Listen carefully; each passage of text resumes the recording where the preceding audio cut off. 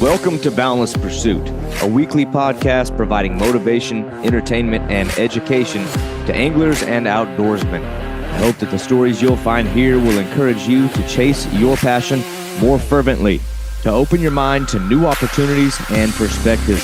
Your engagement and feedback is critical to the growth of this show, and I would love to hear your suggestions on topics or potential guests.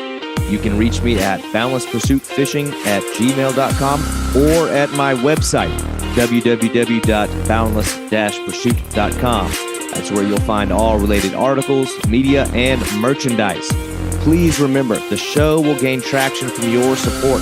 Be sure to like, comment, and share this podcast to your friends and connections. I'm your host, David Graham.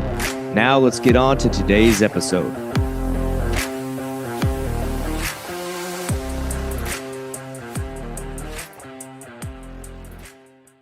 My guest today is Chris Madison of California. Now, this is a cross-country conversation where I'm sitting here on my back porch in South Florida, conversating with an awesome angler all the way on the other side of the country. Now, week in and week out, I'm trying to bring on to this podcast diverse anglers from all over the country with all kinds of different unique skill sets and experiences, all just to showcase different various pursuits in fishing. And Chris is certainly no different. One look at this guy's page and you know right off the bat, this is a big game angler. But the edge here is that Chris is chasing monster fish out of an inflatable boat. And when you start mixing monster apex predators like mako sharks, threshers, swordfish, marlin, bluefin tuna, and other monster fish with an inflatable boat, I got a lot of questions. And this is a guy that found a way to chase the biggest fish possible on his coastline on a simple budget. But these are fish with teeth, with spines, with bills, with other sharp edges, and just body mass, monstrous fish that can grow hundreds of pounds. And mixing that with an inflatable boat just seems like a recipe for disaster. But I love this. So this is just an opportunity for me to learn about a style of fishing that I have no experience with. So I'm learning just as much as anybody else. So we're just talking about tactics, the benefits and the advantages of using this type of watercraft. And it was really just a cool meeting of the minds between two anglers from different sides of the country. I had a lot of fun with this one. This is Chris Madison.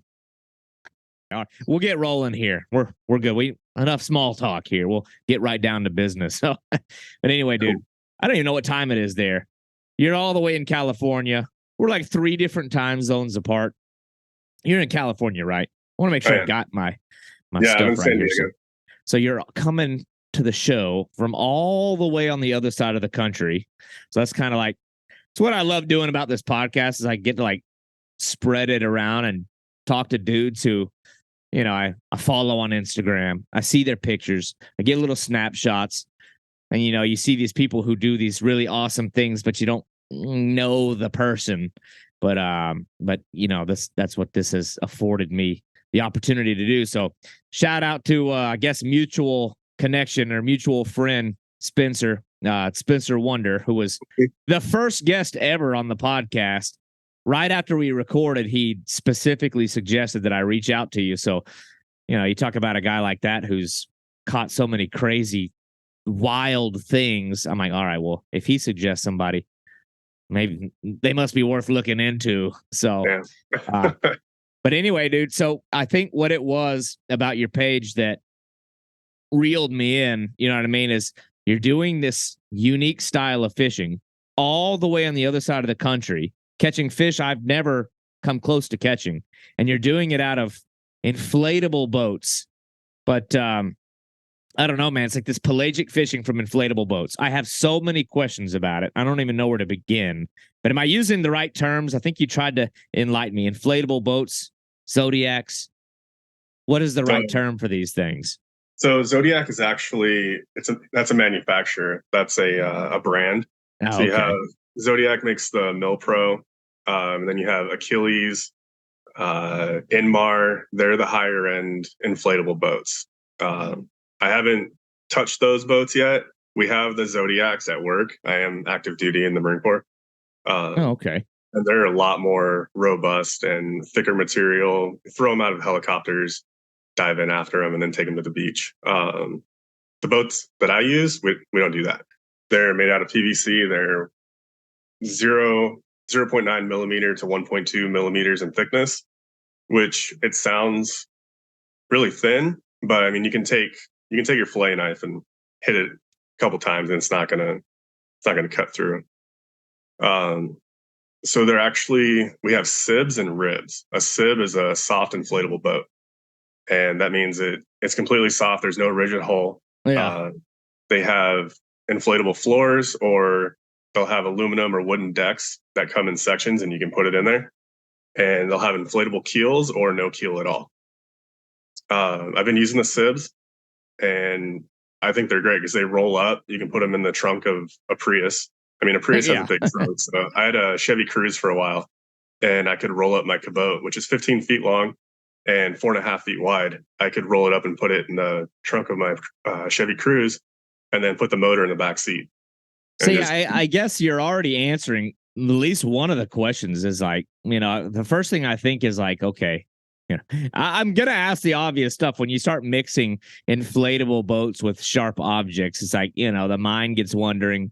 A lot of it's probably coming from an ignorant place, but I'm wondering, like, what advantages does a boat like that have over, I don't know, an aluminum boat, a big kayak, small, like a regular skiff? Like, why would you choose to go out into the open ocean where all these giant toothy predators are, in an inflatable boat? So, I don't know, man. Like, what are some of the advantages something like that had, that when you were weighing options, I guess, as a fisherman, and, I don't know if you started as a land-based guy and then the call of the sea was strong enough that you started looking at your options, like, well, I need to get out there. But how did you settle on, I don't know, dude. It's like not a lot of people are doing that. I know a few guys, but like, what made you decide to go the inflatable boat route? So it was mainly the cost. Okay. You look at like the new Hobies. The new Hobies are sweet. I was trying to get out with my son, get him out in the bays and inshore, going after halibut, bass, stuff like that. And I was really set on the Hobie 17T, which they discontinued the year prior when I started looking at them. But then storage, you have a 17-foot plastic boat that you have to put inside of a garage or something, or a storage or something like that. And at the time, I was in an apartment and I had a roommate and couldn't really store 17-foot kayak. And so I started looking at the inflatable boats. And my initial idea was only, the bays and inshore. And you're a couple miles off the beach at most, hitting the kelp, 20-minute rides outside of the harbor, nothing crazy. And I started looking at them, and I noticed that there's actually ones that are made for outfitters, like up in Alaska, and guys use them in Hawaii and stuff like that. And they have 2 layers of PVC on the bottom, and they're super thick on the top. So you have like 2.4 millimeters of PVC on the bottom to rub against rocks and stuff. Okay. And they also have multiple chambers. So on each side, there's a tube on each side, and it connects up at the front. For the Cabot, the Saturn SK470 that I had, it had 2 chambers on each side. So it had a rear chamber and a front chamber, and then on the other side, it also had a rear and front. And then the floor was inflatable, so really that's 5 chambers. We did have a couple mishaps where I had a couple small holes that I was able to patch on the water. But one of them was we hooked a mako trolling a little, like a high-speed lipless lure, sort of like a Mad Mac, but it's made by Savage. I think it's called a Speed Mac. Was not targeting mako, but we ended up hooking one, and he came up all wrapped up in the leader and tail wrapped. And my son was reeling him in. And I was like, hey, do you want to release him or take him? And we looked at how wrapped up he was. And I figured if I cut the line, he was just going to have all that mono around him. So threw a flying gaff at him. And the flying gaff didn't come apart like it's supposed to. That was my error. I wasn't maintaining it like I should have. But yeah, it ended up spinning. And I let go, and I have it on 50 feet of rope, and I was hoping that it would drift away from the boat. Well, as soon as I let go, he went under the boat, and then either a tooth or the gaff punctured a hole in it was the back right chamber, and it was underwater, so I couldn't get to it. So we lost the whole chamber, and we were about 6 miles outside the harbor. We were able to make it back doing 6 miles an hour. dragged the mako back by the tail, and got back in the harbor just fine. Oh gosh. Well, then I guess we'll cut to the chase there. I've got questions about the boat we'll circle back to, but it's like for people listening, like we're not talking about going out and catching bluegill and walleye out of an inflatable boat. Like I look at your photos and like it's all the types of fish that have sharp objects on them. Like you couldn't have chosen like cuddly fish. It was like mako sharks, swordfish, these huge tuna, giant, like we're talking big game pelagic species out in an inflatable boat that require using a gaff. So it's like between your hooks, any potential tools and knives, the teeth, the whatever sharp sides that the fish have, the gaff itself. I'm like, there's so many margins for error out there in the ocean, and essentially a giant, my mind is like you're out there on a balloon and one pop and you're toast. But it's like, you're obviously, idiots didn't manufacture these, and an idiot wouldn't go out on one if it didn't have safety measures in place. So you're sort of getting to that. But, I think to myself, something like a swordfish, very ignorantly, although maybe it's realistically like the hazards that it presents. You're like, the mind goes straight to, well, what does he do if it pokes its, bill into the side of the boat? What do you do though? Like that, the people listening are going to ask the silly questions like me. If you pop that thing, if a shark bites it, if you gaff the side of it, what do you do? Like, is there silly putty? Do you slap some, what's that tape that they have? Flex seal. The flex tape. Flex seal actually doesn't work on it, believe it or not. What the hell? Come on, Flex seal. So they come with a patch kit, and it comes with little tiny, like 4-inch by 4-inch squares of PVC. And then it has this almost like jelly super glue in a little metal tube. And you dry off the area on both sides, on the patch and the part of the boat, and then slap that on there on each side, let it dry for probably like 15 seconds, and put the two of them together. And, it adheres itself together and doesn't let air out. It's really surprising. Okay. But that's a quick fix to get back into the harbor or get back on land. And then they have all these 2-part glues that you can use. And when I had to patch my boat before, I did an internal patch. So you actually cut the hole bigger, put an internal patch, and then put an external patch. So then, you have that sandwich between there. And I never had any issues after that, or at least not with leaking out of the hole, Yeah. And now, like, you keep mentioning chambers. So I'm like, help me understand that. It's like, it's not like if you poke a hole in, I think of like the main structure that's around you, that like the real big round part that's, that's to your right and to your left. If that gets poked, it's not just one piece, right? Is it? Did you say it's like segmented up? It has baffles in there, which divides it. So each tube on each side. The bigger, I don't even know how to say the name. It's BRIS. Some people say Briz, some people say Brie. But it's the black boat that I'm using now. It has 5. So the front is one chamber. It's all one big tube, but it has baffles in there. So the front bow is one chamber, and then it has 2 on each side. And each one has its own valve that you connect to inflate them. And then you pressurize each one individually. Okay. So if one fails, then the other 4 will still be there. Yeah. Okay. So it'd have to be a pretty like considerable tear, like to really threaten you to go down, I would hope, right. I would guess. Yeah. So when you said that one had gotten punctured underneath, how did you know? Did you see bubbles? Like, what is it? Was it like, fizzing in the back? No, it was a loud hiss. And instantly I started seeing it lose pressure. I was like, uh-oh. I can't imagine being out in the ocean on an inflatable boat and the last thing you want to hear is a hissing noise. Yeah. But, it's like, especially with a 7-year-old, sitting there. No kidding. Well, your kid seems like a warrior. I'll get into some of the kid stuff soon, because I always, I love to see that. you love to see the next generation coming up, or the people who get their kids outdoors. That's a whole topic in and of itself. But as soon as we start talking about inflatable boats and sharks, I mean, everybody's first stop is going to be, you have to establish the safety parameters of this kind of vessel first, because people like me are going to wonder what happened. So, then I start wondering if I mean, what is the worst, what's the worst situation you've really, have you had any kind of scary ones out there in that thing? So the worst one was that mako because I lost the whole chamber. I lost all the pressure in that one chamber. Yeah. I was able to fix it after, but yeah, it was a rear chamber. It supports the transom.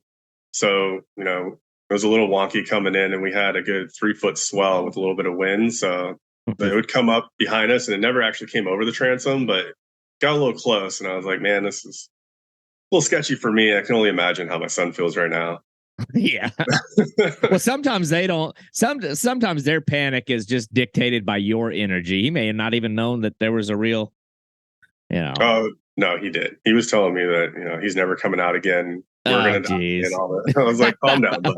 Yeah. I had to explain the same thing that I explained to you with the chambers and stuff. I had to explain to him, and I was like, look, we still got power. We're still going. And we literally have like a mile until we're in the harbor. Yeah. So, well, I guess that's what I'm wondering. Like, can you see land from where you're at in this scenario? Like, or are you just out in the blue?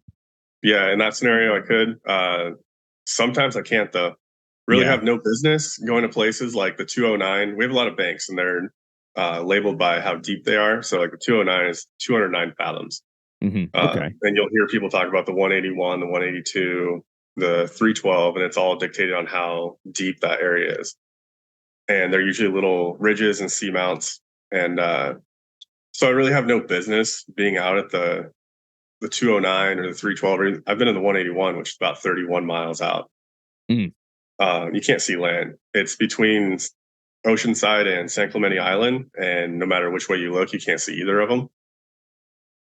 Yeah. And I mean, on your coast, I live on the Gulf side of Florida. So it's like, we're not used to being anywhere near deep, whatever you want to consider deep water within our coastline. I mean, you got to make these long runs to really get out there. But like where you're at in California, how far do you have to go anyway before you're able to start catching? I mean, I've seen you with, what are they, yellowfin? Some kind of tuna.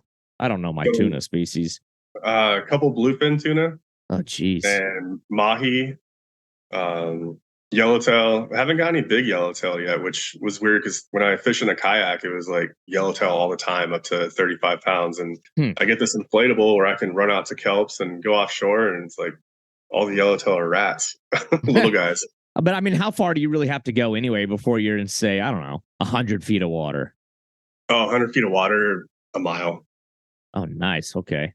Sheesh. Yeah, we have little marker buoys. We have a NOAA buoy that is between 3.5 and 4 miles outside the harbor. Yeah. And it sits in 900 feet of water. And it's right there on the drop off. And then you go another mile and you're in 1,600 feet of water. Holy cow. So, I mean, in that scenario, it sort of makes sense to have the small watercraft because, again, I'm still trying to calculate sort of the pros and cons of something like that. Obviously, is like if you're looking for like a budget thing, you're operating on a budget, or you want to save more money to go towards other things, you look at options like that. But like you mentioned that you can take this boat and fold it up and throw it in the back of your car.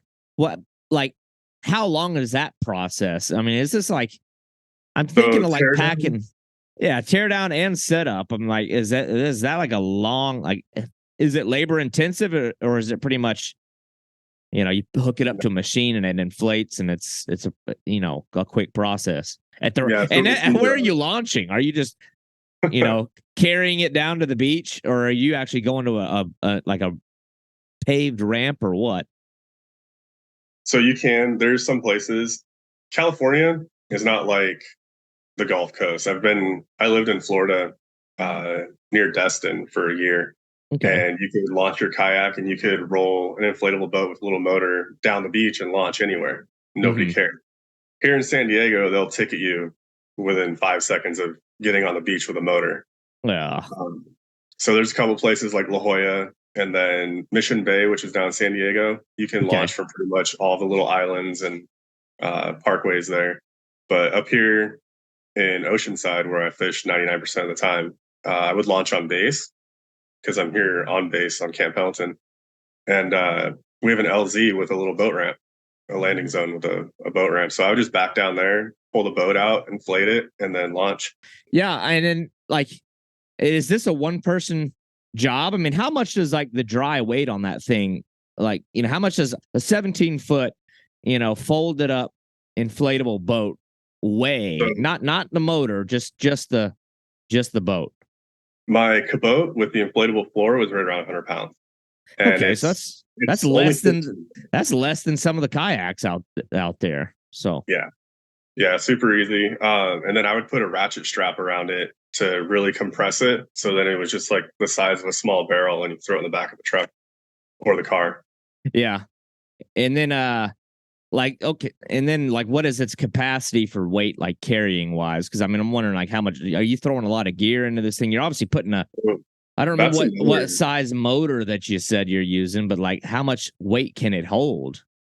The cabote could hold 1,000 pounds, Oh, which geez. blew everything out of the water when it came Yeah. to kayaks and small skiffs. Because some of the 14-foot aluminum skiffs, they're rated to like 600 pounds. Yeah. And you put a 100-pound motor on there, 6 gallons of gas. I almost weigh 300 pounds. It doesn't look like it, but I'm 6'7" and pushing 300. Holy cow. Um, Yeah. put some ice and bait on there, and you don't have any room left for fish.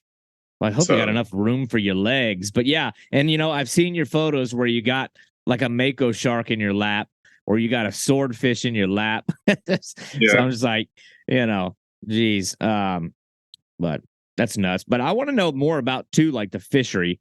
The boat is a fascinating piece of equipment.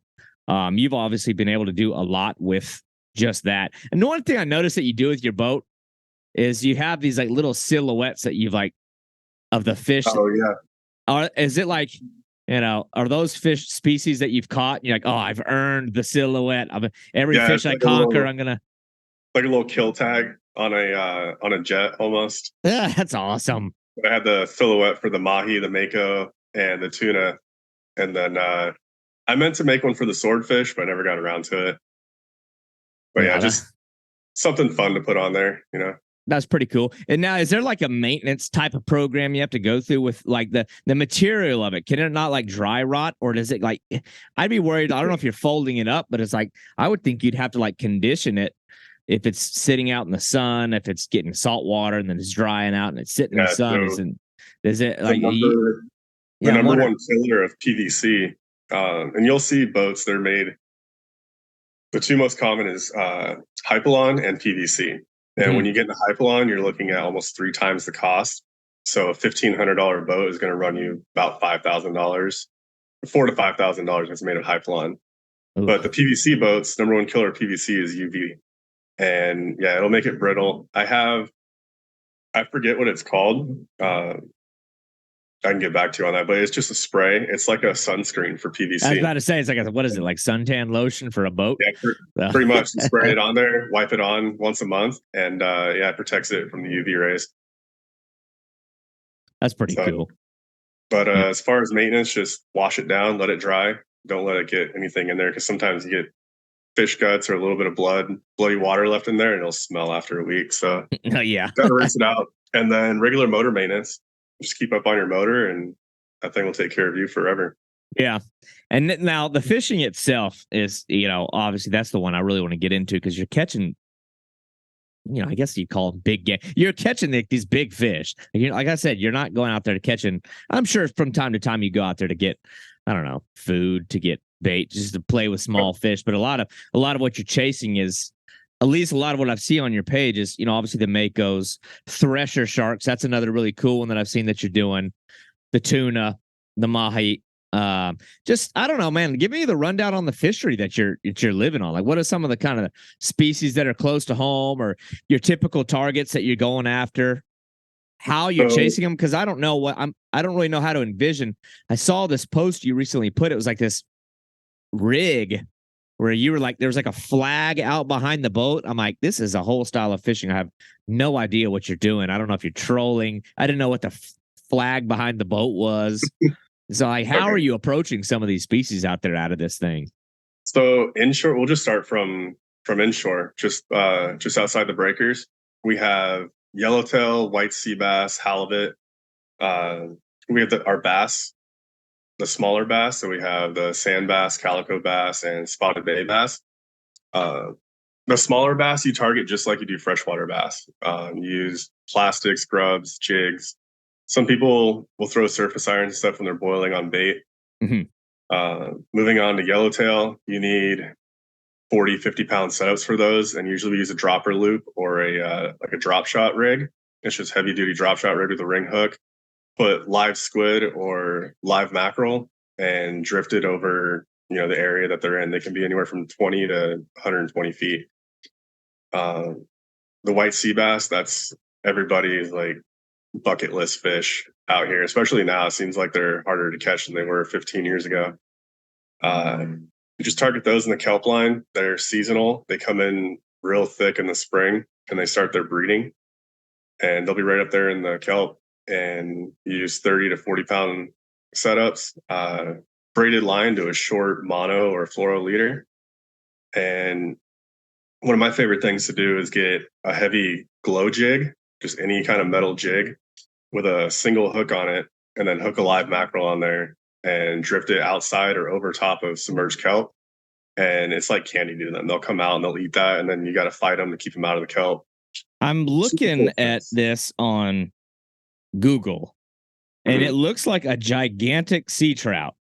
It is. This oh my gosh. How big do these things get? They get upwards of 60 pounds. There's been some landed in the 90-pound range. I don't know if they've broken 100, but is this the same thing? I don't know if you can see that. Yeah. It's kind of it's crappy quality from there. Yeah, I can see the outline. Yeah, that's a white sea bass. So it looks fake. It literally looks like if you took a speckled sea trout or like a sea trout and just like scaled it up, or like copied and pasted it like a fake thing. Yeah, that's cool. Okay. And we also have orange mouth corvina. If you look those up, they're smaller than white sea bass, but they look very similar. Okay. And those actually look a lot like a speckled trout. Probably in the same. I guess they're probably all in the same family. What are they? Some type of They're a croaker. Okay, yeah. Jeez, there's another giant one. That's interesting. I got to look those up more later. That's crazy. Now, yeah, and then you mentioned halibut. Now, are y'all getting the same caliber of halibut that you see up there in Alaska, where they're like 9 feet long? And no, so those are Pacific halibut. Okay, we have California halibut, which I was reading into those for some reason. I went down a rabbit hole last week reading about California halibut, and they're more related to the starry flounder and the fluke on the East Coast. So they get upwards of 40 pounds, but the majority you're going to see is anywhere from 20 to 30 inches in that 2 to 10-pound range. And we fish them just like you fish fluke and flounder. Small plastics on the bottom or jerk baits. A lot of guys will use live bait on a 3-way rig or a Carolina rig. And then you make a trap rig, put a small J hook through the nose, and then 4 inches back, put a little treble hook, in the back of the fish. So when they eat it, almost like a king rig. But yeah, the thing that I'm wondering, like in a boat like that is, are you running like different kinds of electronics, like map systems? Do you have like, I don't know, like what tools do you have at your resource to find these fish, to make sure you're over any type of structure? I guess if you're on kelp beds, you probably see them. I don't know if they come all the way to the surface or not. Yeah, you can usually see the kelp on the surface, but early season, which right now is early season because the kelp grows when the water is cooler. And then when the water warms up, warm water is bad for kelp. It makes it die and it just kind of melts away. It sucks. We had some really good kelp forests here 10 to 15 years ago, and they've slowly started to diminish the further north you go. So up in Central California, they still have really heavy kelp beds, and ours seems like they're on the downfall, but then every once in a while, you'll just notice that like the barn kelp up north just flourishes and it pops up, and you're like, oh, wow, it's coming back. And then by August, it's gone. Yeah. So it's a cycle. Hopefully we go back to our cooler waters and we get those kelp beds back the way they were. We can also look forward to warmer water and be getting all kinds of exotics. We've had bonefish up here. We have residential bonefish in San Diego Harbor. Okay, that's interesting. We've had triple tail caught as far north of San Clemente, which is South Orange County, so just outside of San Diego. I think back couple of years ago, there was a rooster fish caught down the Strand, which is between San Diego. Well, it's in San Diego, but it's between San Diego Bay and the border of Mexico. So there's a lot of things that could just come our way that we're not used to, but then there's a lot of things that are going away. Yeah. Well, tell me some about, again, I think the shark one is of major interest to me. And I don't know, you look at especially mako sharks where like the videos of them are just so crazy. They're like they start jumping and stuff. But it's I don't know, man. Tell me about like the experience of chasing like what is the approach for I mean, are you just putting out bloody chunks of meat and hoping that they're coming by? Or like, what is the telltale signs of an error? Like, where are you searching for mako, or are they bycatch? I don't even know if this is something you're intentionally trying to catch. I have caught them as bycatch. Accidentally, catch one on the troll, like happened before, or you have a live mackerel or sardine out on a patty and a mako just inhales it. But they start showing up when the water gets about 64 degrees. Okay. So they'll come in around May. And then they stick here through the whole summer. The ones between May and July seem to be a lot bigger. Those, 800 to 1,000-pound fish that they're coming in there. I don't know if they're breeding or dropping pups, but we do end up with a lot of smaller ones after they disappear. But they come in, and I definitely don't want to mess with those. Yeah. One bite, and I'm probably losing all the chambers. Yeah, that's what I'm thinking. It's like you got to know your boundaries. I mean, surely you're not intentionally wanting to go that far with it. But at the same time, like, what are you using? Like, are you using meat for bait? Like, are you using? Yeah. I mean, you can't really control the size of the fish that grabs that, can you? You can, and that's what I started doing. Is I have a milk crate with pool noodle around the top, so it floats, and then just put all my chum in there, all my fish scraps, and put that in there, and then have 100 feet of rope on that, so it drifts away from the boat. And I can see the sharks come in and circle it, and they even come up and they try to bite it, and you can judge how big they are. That is awesome. It's all fun and games until you have an 8-foot mako shark, biting at your chum, and you have to get that chum back to your boat because you want to leave and don't want anything to do with it. Yeah, you don't want to just cut it loose and be like, well, I'm leaving that one behind. Oh, man. So, okay. So this is more like sight fishing, which makes sense because, you hear about like the people that are out there like fly fishing for them and lure fishing for them. Mm-hmm. They do the same thing. I was about to say, presumably they're doing the same thing, and then you can kind of pick your targets. Now, is it usually one solitary fish, or do you get like a group of them come through? Usually one, maybe two. Yeah. I've had it where the smaller babies, the little tiny 2-footers to about 4 foot, like 3 or 4 of them will show up. And, there's always that one that wants to hang out at the boat. And you're like, man, if he turns and bites the bottom of the boat, I'm done. Yeah.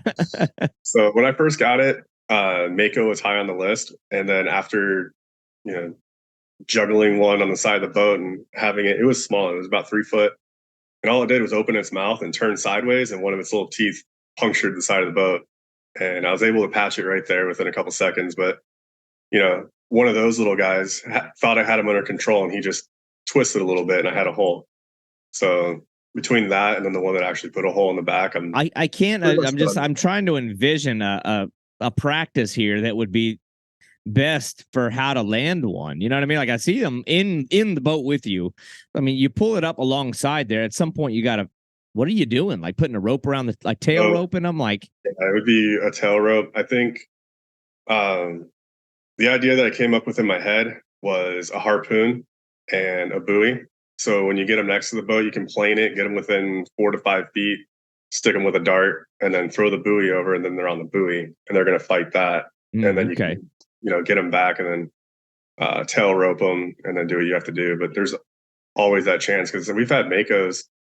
My buddy Ed, I went out with him in the kayaks a couple of years ago, and we got one just over 6 foot, and had it dragging backwards, and then had it on the kayak. It took us like 2 hours to get home. Had to do a surf landing and like a 4-foot swell, and sent this thing through the surf. Got it up on the beach, and it was still alive. 2.5 hours after being caught, and bled out. So I thought, because we sliced the gills, so it'd bleed out. Yeah, and it was still kicking and wanting to thrash on the beach. So not really a fish you want to mess with in the inflatable, but you can tell there's some people out there, you can tell them that 100 times, they're still going to go do it. Just like me. Yeah. And I'm thinking like I would definitely want to like dispatch it at the side of the boat. Like, that's kind of common sense. You're not going to want to pull the live thing in. But then, you see these videos where they're jumping and they're like going nuts, like how much Oh, they're jumping. yeah. And so then obviously you're like, oh, what's to stop him from jumping like into the boat? Or is that kind of like an extreme circumstance, like a rare No, thing? that's actually pretty common. They'll jump right next to the boat or even in the boat, Yeah. and they move so fast. Your line will be pointed one direction, and the shark will be all the way on your right, 100 Yeah. yards out, doing a flip, and you're still hooked up. Your line can't even keep up, so you don't know where they're at. Yeah, super sketchy. Definitely be dangerous. And are you just on like on a sleigh ride on that thing, or is it I'm wondering what kind of drag a boat like that has on it. Like, is the fish just pulling you all over the place, or are you able to control them? With about 12 pounds of drag, it might slip a little bit, but the boat's just cruising. It's pulling. Yeah. The only way I can actually put drag on it is if I fight it off the back with the motor and gear, Yeah. or if it's straight up and down, because they're not going to, pull the boat down, so I can put more pressure on them. Yeah. And then I see these photos, especially I saw the one with your son that had one, and you're bringing them home, like you're harvesting them. What are you doing? Like, how are you preparing? You're eating the makos, right? Like, what is the? So I've only taken two home. I caught 5 or 6 out of the inflatable itself, all under 6 feet. But we took two home. One was just over 3 foot, and then because he swallowed a J hook and it was in his throat and his gills, and Yeah, probably would have survived with how hardy these things are. I've seen them cut open; they have like a marlin bill stuck in their throat. But yeah, I didn't feel good about releasing him, so took him home, and then the one that my son caught that we had to deal where it popped the boat. But yeah, mako is actually really good. You can steak it. I like filleting them, so I get better chunks out of it and don't have to nice. cut the Okay. bone out of the middle. But just fillet it, and all you have left is the spine. Throw that away, and make everything from ceviche to breaded shark chunks, like kind of like you do with catfish, just little Yeah. catfish chunks. Yeah, do shark chunks, or you can make little fillets and bake it or fry it. It's all good. You can't mess it up. Right. Now, have you had any encounters with their larger cousins? I know it's like, Southern California area is kind of like white shark territory. Yeah, there's great if you're out on the water here in San Diego, there's a great white within a mile of you. At least Jeez. inshore. And people think about going offshore and they're worried about the great whites, but it's inshore.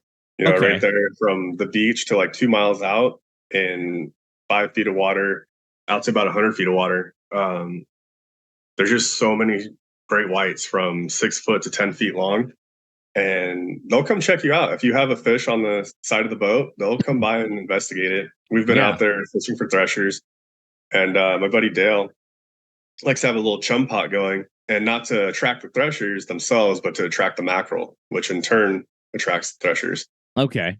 So you have a little chum buddy there, put a couple macs in there, and shake it up every 10 minutes or so just to keep the mackerel interested. And it keeps our live bait right there, because we can just constantly catch them and swap out live baits. Yeah. But we were out one time and he had my dad on his boat and they were hooked up to a big thresher. It was 12 feet long, tip to tip, so probably like 150 pounds. Because you measure the tail too, and the tail is the same length as the body.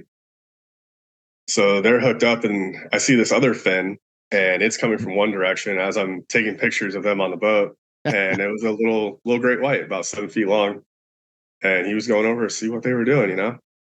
But they're out there. We fish threshers off the beach, which that's a whole nother story, a whole nother way of targeting them. But just put a little mackerel on a float and a whole mackerel, and 50% of the time a white shark will come by and take it.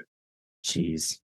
It's crazy that it's that common. It's like it's just one of those like novelty fish though that it's like, it stimulates the mind, and there's so much folklore behind it. But then every time I talk to the guys that are sort of local to where they're at, like, oh yeah, them damn things are everywhere.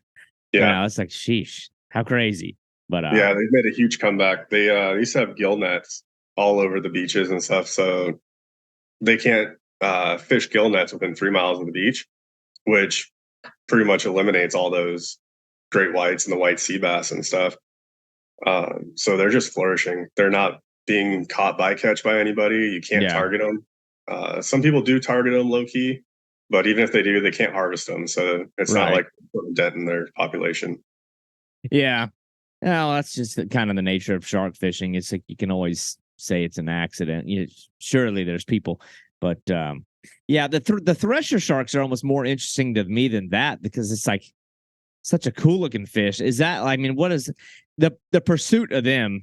Is it pretty much a similar game to what you're doing for the makos, where you're putting out chum and you said you're waiting on the mackerel to come? So it's something different.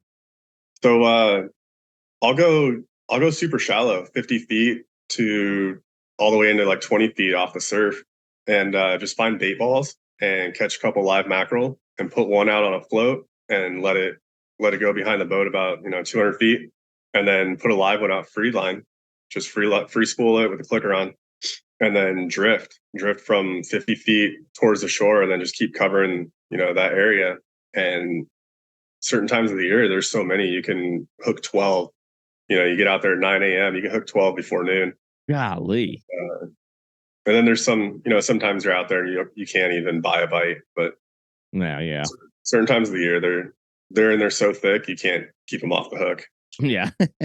Well, that's fishing, I guess. Yeah, because that's always been like a fascinating species of shark to me. It's obviously the shape, the tail. You wonder why they even have that adaptation. I mean, is like, why would the tail grow? Like, are they using it for something? Like, what is their tail? Yeah, they use it to hunt. So they'll actually come up, and a lot of people they'll drag rapalas to catch them because they come in and they slap the bait with their tail to stun it.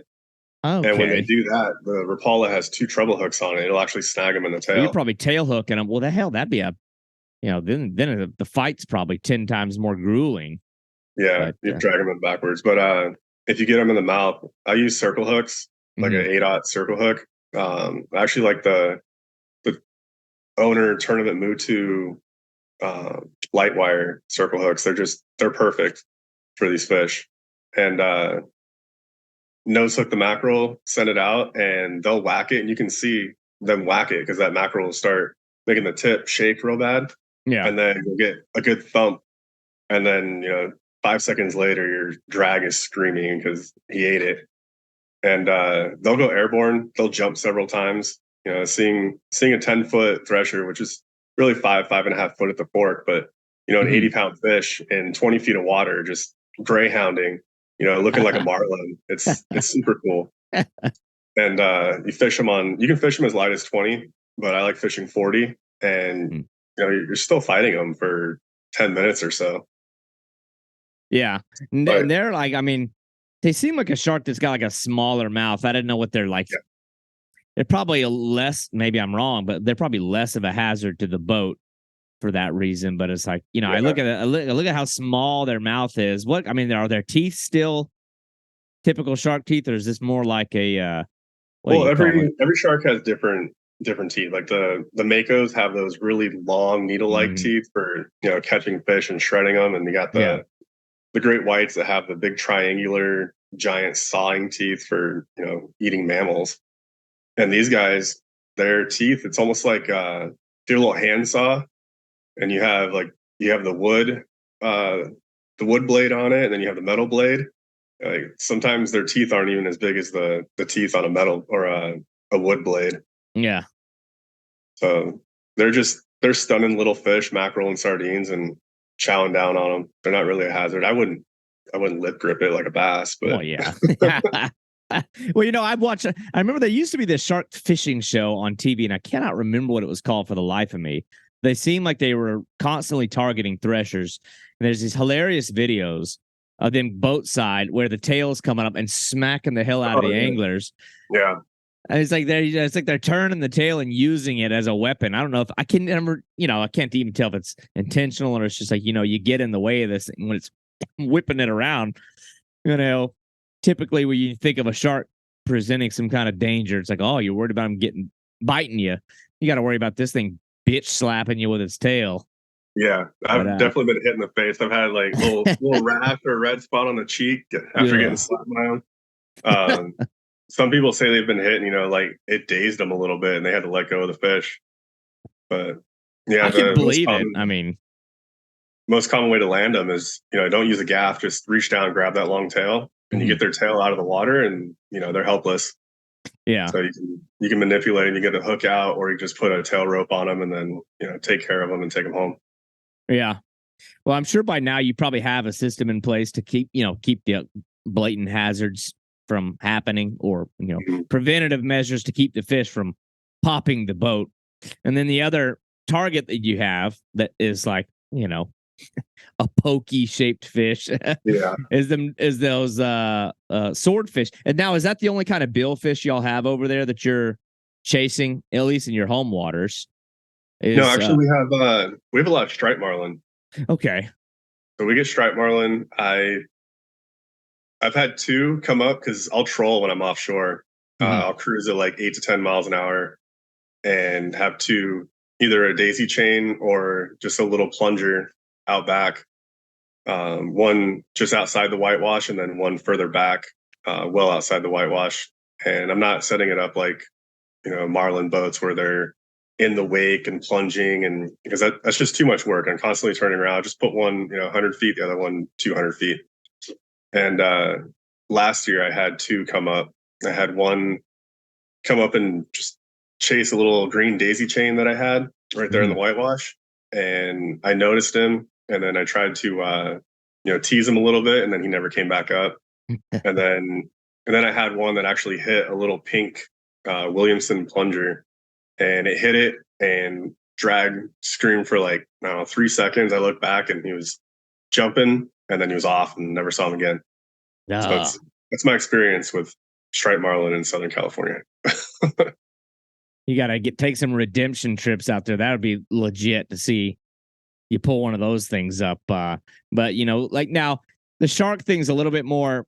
You can drift, like you said, the baskets that have meat in. Like, you can bring the fish to you, but like when I think of something like a billfish, or especially the swordfish, which is like a weird fish, the fact that they live so deep, but then they'll come straight to the surface, is like, Yeah. now how are you finding those? You just So deep we dropping, have or several canyons.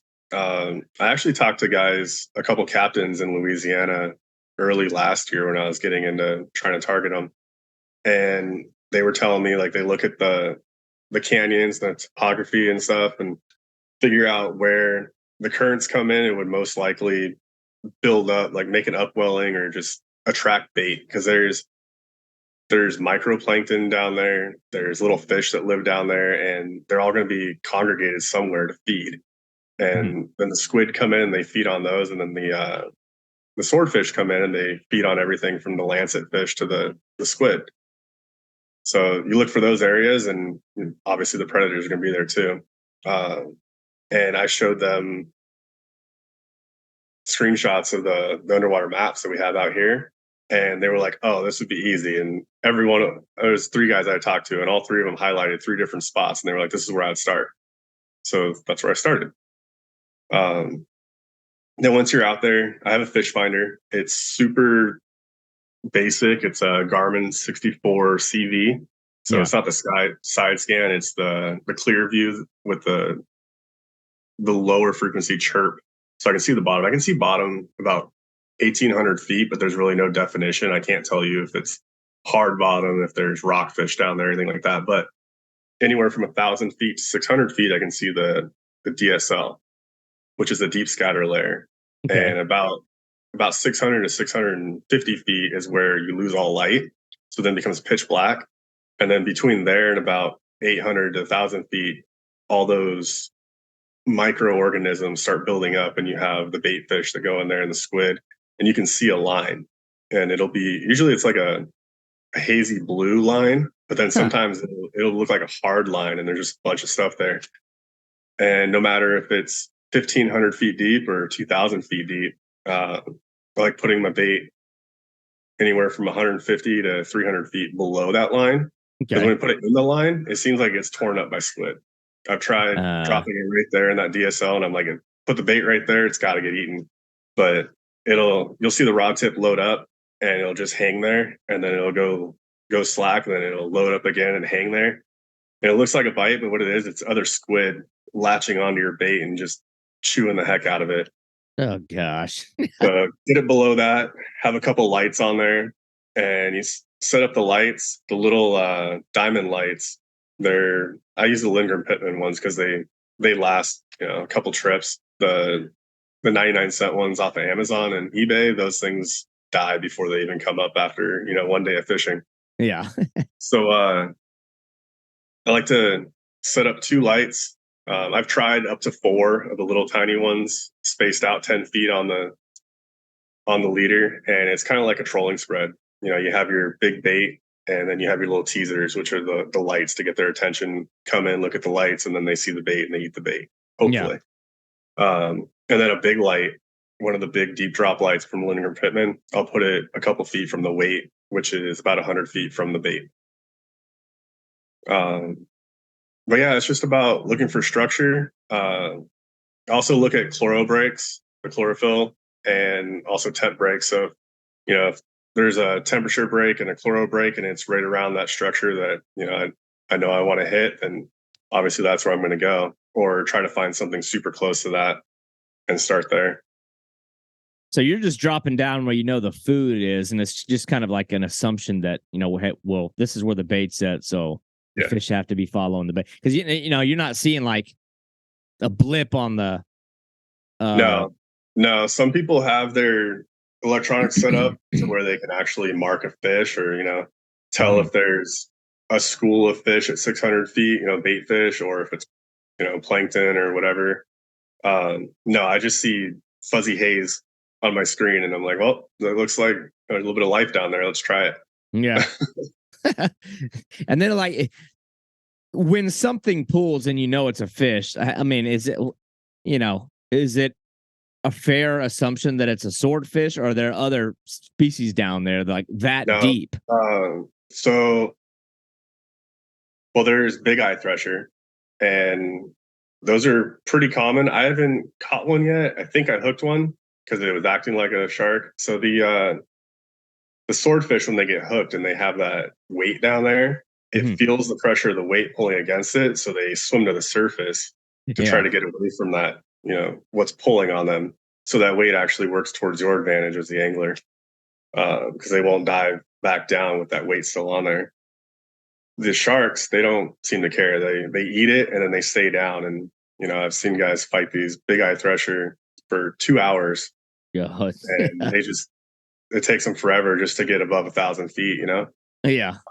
There's also black cod, which they're smaller. They're in the 3 to 10 pound range. And guys that will drop down and fish the bottom, they'll drop down, hit the bottom, and then reel up 100 feet. So they're just off the bottom in 1,500 feet of water, and the black cod will eat their bait. So I got you. Not always swordfish, but you're hoping for one. Yeah.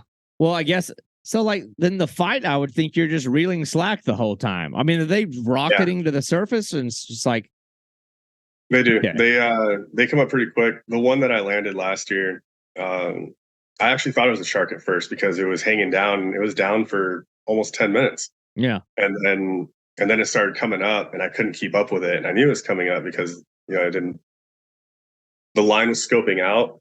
So it wasn't like it just went slack and I was broke off.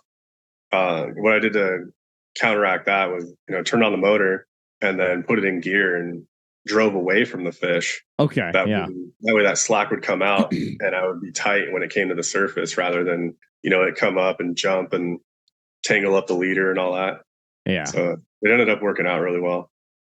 I got you. That's great. The swordfish, again, that one's always interesting to me because, I guess other fish can't go from deep ocean to surface without their eyeballs exploding out of their skulls. Yeah. So it's like you see these fish that are in these crazy depths way down there in like dark ocean. But then I've also seen videos where people are like harpooning them because they're swimming across the surface. Like, are you seeing them doing that kind of behavior too? Where you're, I mean, that side of it's crazy to me, where they're like finning at the surface.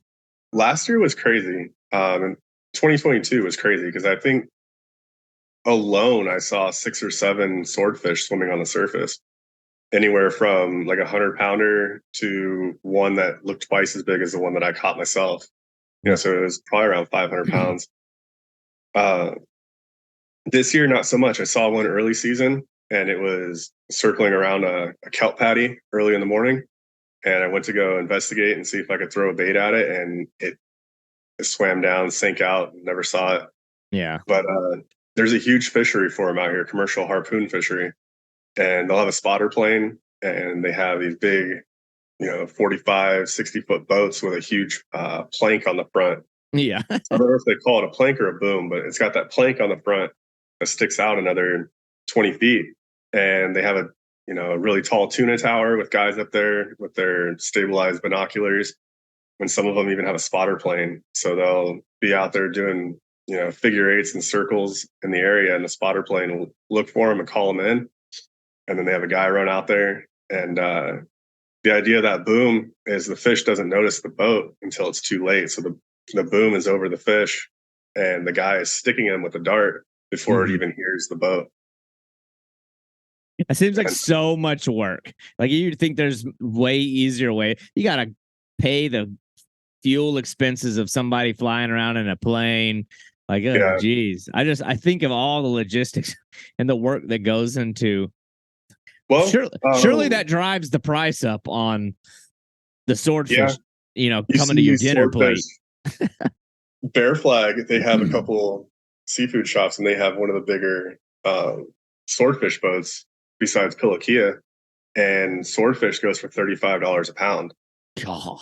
So you get a 200, 300 pound fish, or you get a couple of them a day. You're making quite a bit of money. I don't know if it's, breaking even or they're making bank on it. But that's what I think is. At first, you're like, wow, you could probably make so much money on doing that. But then you realize how much it probably costs just to go and do that. So I was like, okay, well, spending $1,500 on fuel and everything else.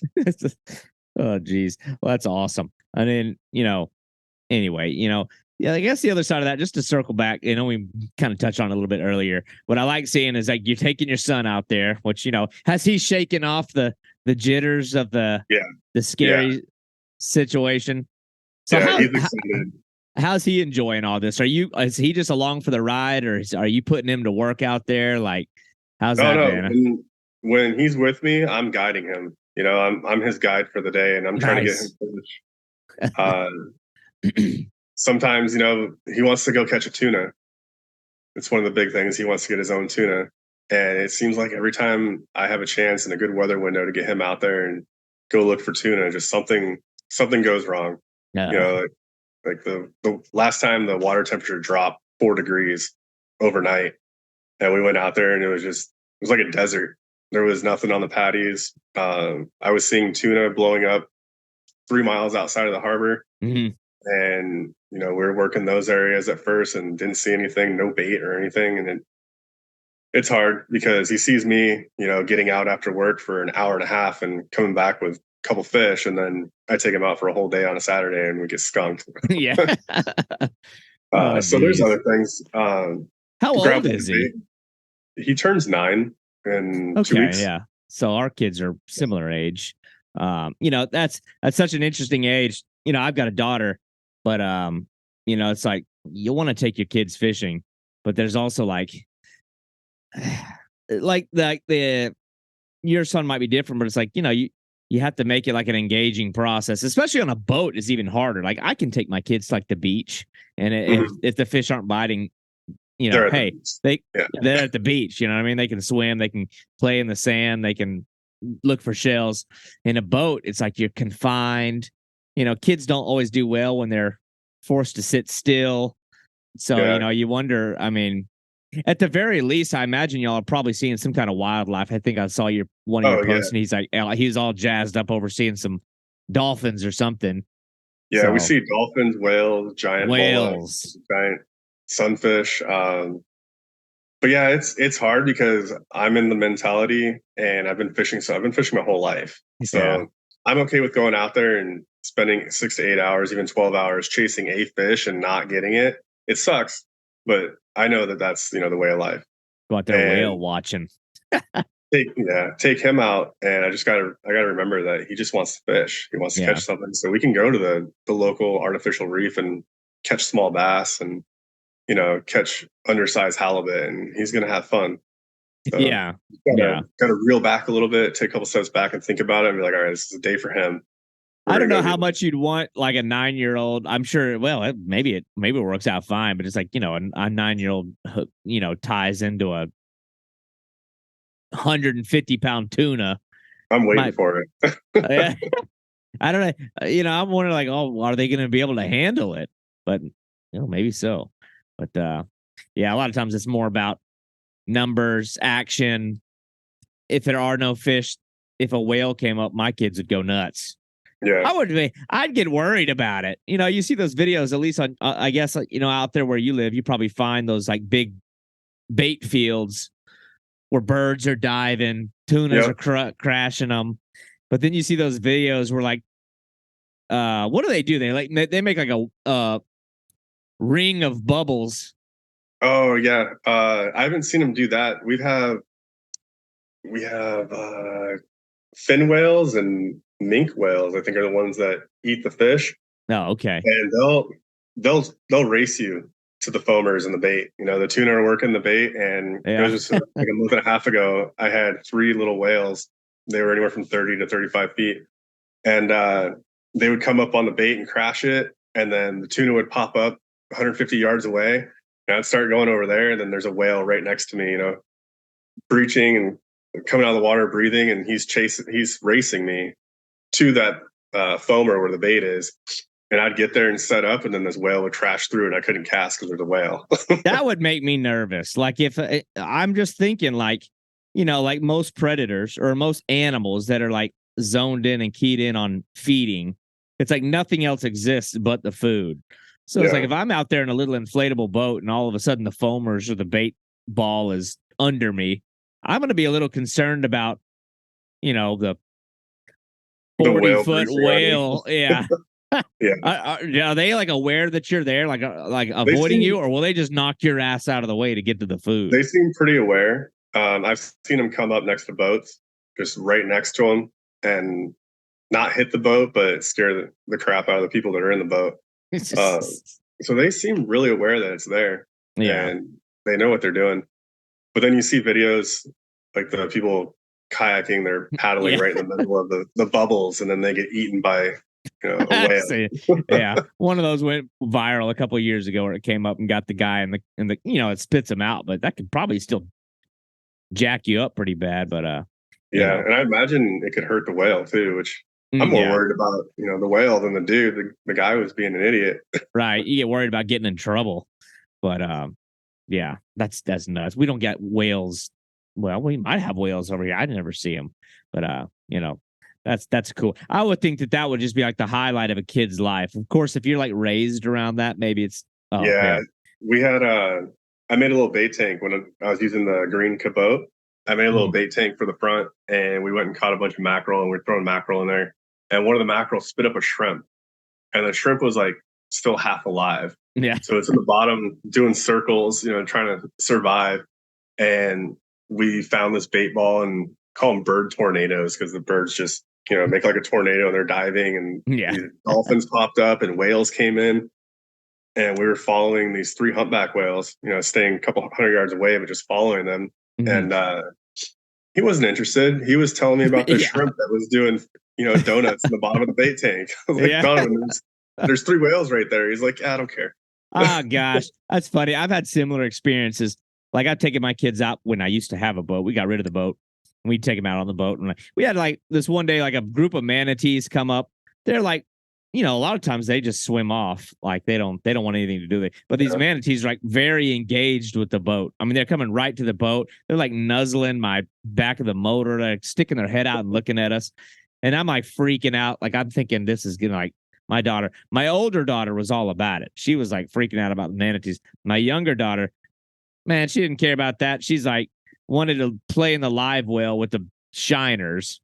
I was like, oh my gosh. I was looking at that. I was like, when I was a kid, my childhood, I didn't get to do anything like this. And it's just like, oh, that's just commonplace to them. But That's pretty funny. That's good for a kid though. Like I've seen your photos getting your kid out there, and you're you're not at the local golf course pond catching. Y'all may do that too, catching little fish. But got this kid out here catching mako sharks and stuff. Like, she's probably shows up at school, got all the brag stories.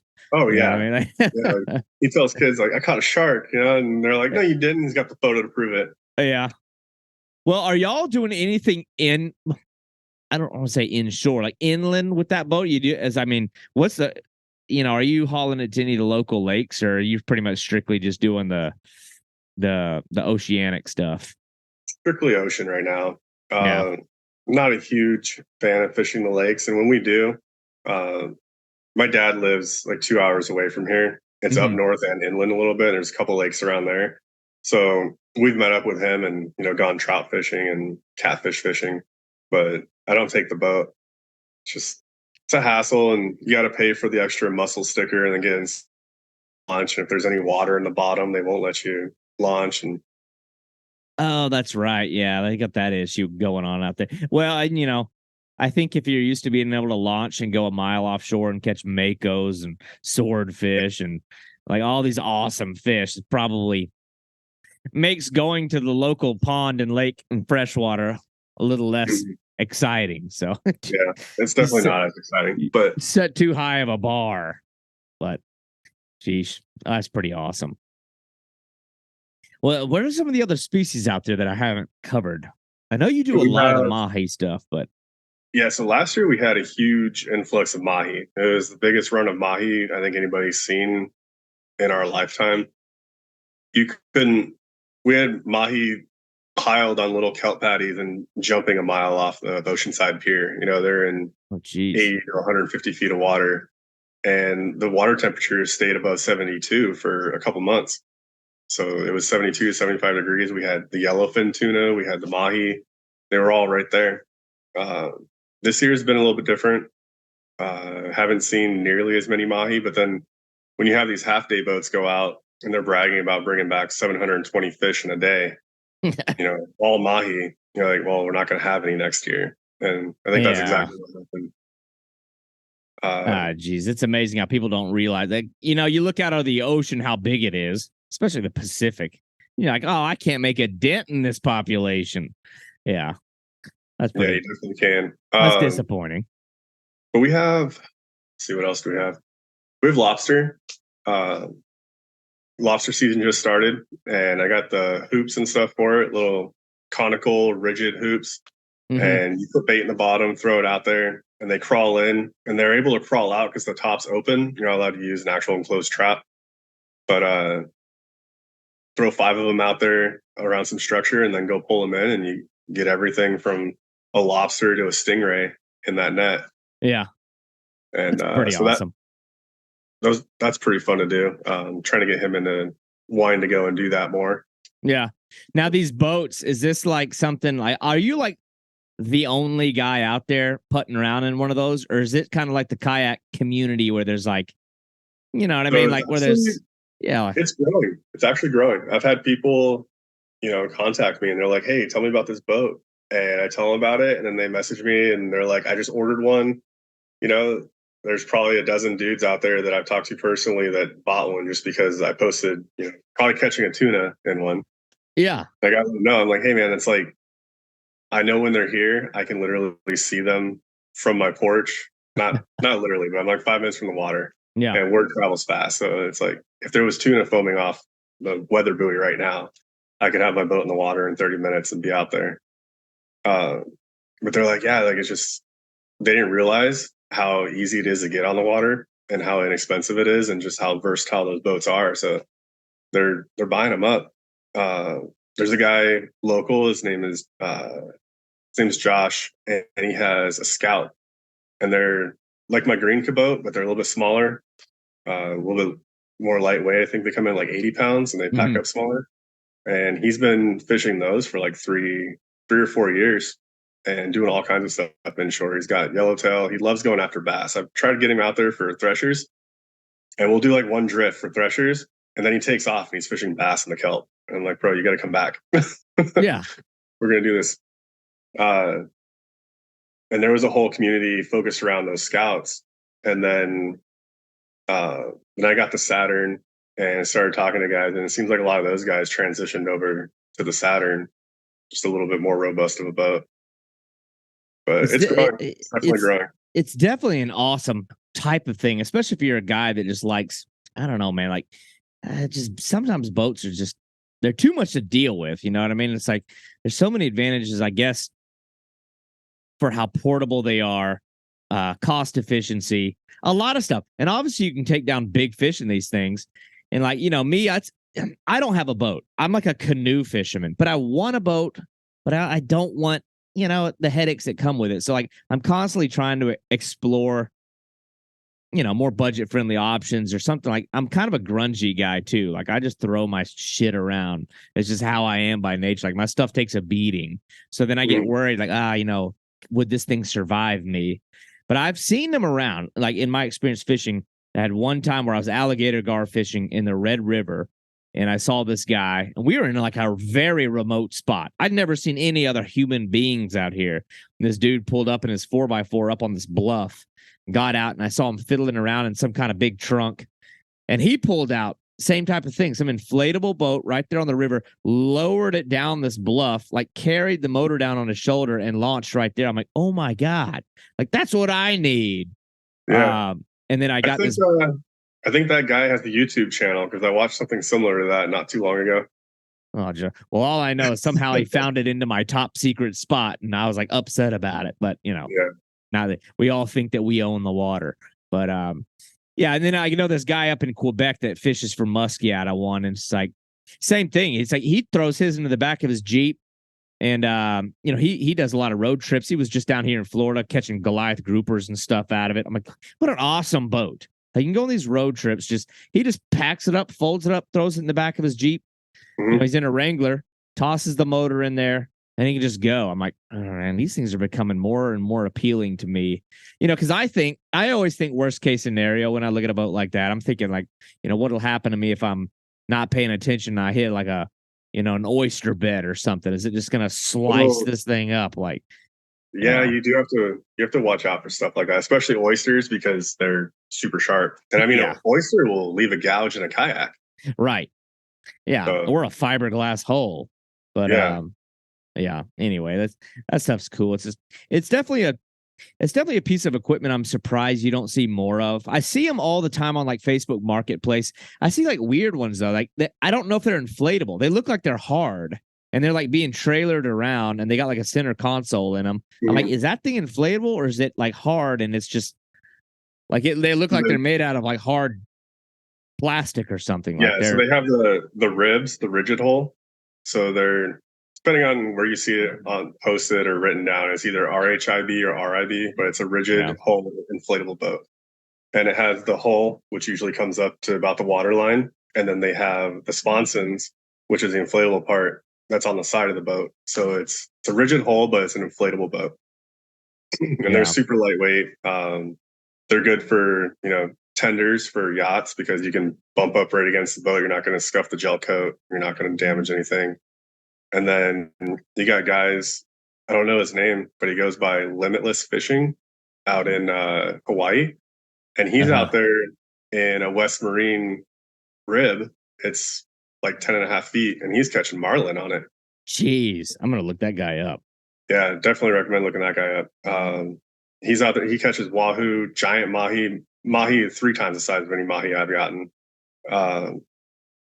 Blue marlin, striped marlin. He's just out there killing it. 100-pound yellowfin. And in my opinion, yellowfin, they beat the heck out of bluefin when it comes to fighting. Oh, that's interesting. Okay. Pound for pound, he's catching yellowfin the same size as my bluefin and, landing them on that thing. So is this type of boat like a rabbit hole that you're going to stay the course on, or do you have some kind of ambition to be like, these are great, but I think I'm going to eventually upgrade to. Yeah, I'm definitely going to keep it around because it's just so versatile and so easy to use. I can get out there and, go bass fishing, lobster hooping, or head offshore to local patties within, an hour's notice. But I'm getting out of the military next year and I want to start fishing full time. been talking to a couple of my buddies that commercial fish and also charter fish. So they're charter captains. Yeah. And one of the ideas that I had was to get a couple of these boats and do basically like guided tours, coastal tours, and provide 2 boats plus mine to 2 to 4 people. So you can have 1 or 2 people in each boat, some fishing gear, and then launch out of the harbor and go wherever the fish are and just show them along the way, like all the whales and dolphins, cast some baits, just have a good time. That's one option. And then I've also been looking at the commercial fishery, which would be super awesome. Have a pretty big plan for that, but getting started, it's time consuming and startup fees. God, I know. Well, that's freaking awesome, man. I love seeing the stuff that you post. And you're very consistent. Like your stories, maybe it's because I click them all the time, but they're always like at the top of the Instagram page, like as a. Oh, nice. And I was like one of the ones that's always like suggesting me to click. And I like get all excited. I'm like, oh man, maybe he's got another mako. Maybe he's got some kind of big tuna or something. But anyway, man, I know we're winding close on our scheduled time, but yeah, I would encourage other people to go check out some of the stuff you're doing with those boats. I see that like being potentially like, I don't want to say the next big thing, but it's like, you look at that type of where the economy is, especially here in Southern California. Boats are expensive and everybody wants top dollar for what they have. They're trying to, resell it. And there's a lot of people that just want to get out on the water for a couple hours on the weekends and stuff. And it's a very easy step. You put a couple grand into one of these and you're out there fishing and catching, your personal best halibut. Well, dude, trust me, Florida's the same way. With the boat thing, is just ridiculous. Everything's getting crazy expensive. And I am constantly looking at ways to keep doing what I love and try to catch big fish without breaking the bank. You know what I mean? So it's like those boats are really interesting to me. So anyway, I appreciate you coming on here and explaining some of the pros and the cons. But other people who might be listening that want to see, if nothing else, just the crazy pictures with like the makos and these big tuna and stuff in your lap, like in these inflatable boats, how could they find your stuff? Like your Instagram, any pages? Yeah, on Instagram, it's Chris_fish_page. Super easy. Just go on there and it's a public profile. All the pictures are there. There's some videos. And then up in the bio, there's a link to YouTube. It's one of my videos, and you can check out my YouTube channel there. There's nothing too great on there. There's some fish catching, but I don't do good editing or anything like that. It's all raw footage. So if you want to check those out, go give me some likes and views. I really appreciate it. Yeah, I got to check out more of that too. And, you don't have to be out there acting like some silly guy. It's a lot of times all I want to see is the fish. Like if I'm interested in those boats, cut to the chase. Let me see these things in action.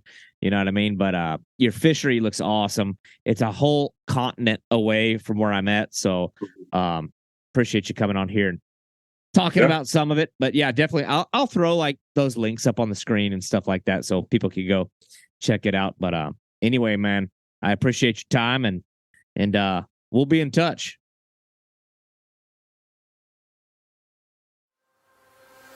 Thank you for listening to Boundless Pursuit. Tune in each week as we bring stories and insight from uniquely talented anglers and outdoorsmen. And if you enjoyed this show, I want to hear from you. Be sure to leave a 5-star review, as this is going to drive the growth and exposure of this show. And if you have feedback or guest suggestions, I would love to hear from you. And you can reach me at boundlesspursuitfishing@gmail.com. For all other collections of media and contact information, please visit www.boundless-pursuit.com.